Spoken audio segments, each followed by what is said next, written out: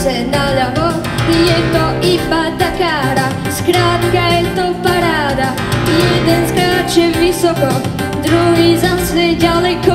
Každý piatok máme sviatok, poviem vám to skrátka, lebo ku nám príde naša dobrá kamarátka.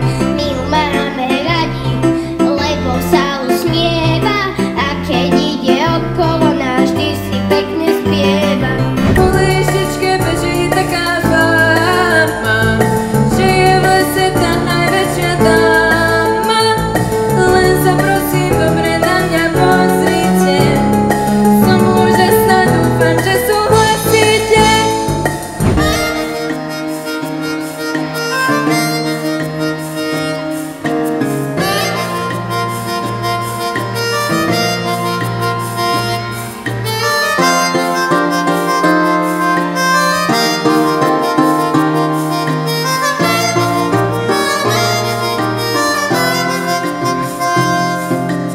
My sme sa dnes narodili,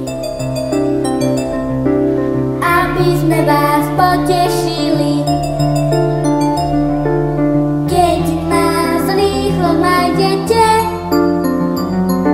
šťastný domov pôjdete. Zaviažem ti nožičku, na papať ti dám i vodičky sa napiješ. No poď.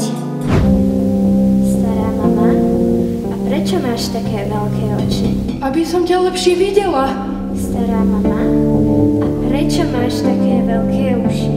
aby som ťa lepšie počula, A prečo máš také veľké zuby? aby som ťa lepšie počula.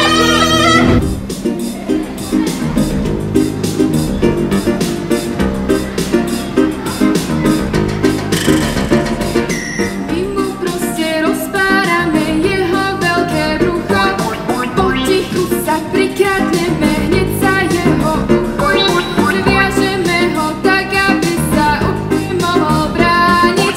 Jednoducho my musíme čiapočku zachrániť. Ja navrhujem, aby sme Vlka odviezli do zoologickej záhrady. Tam nikomu neublíži a bude vždy síty.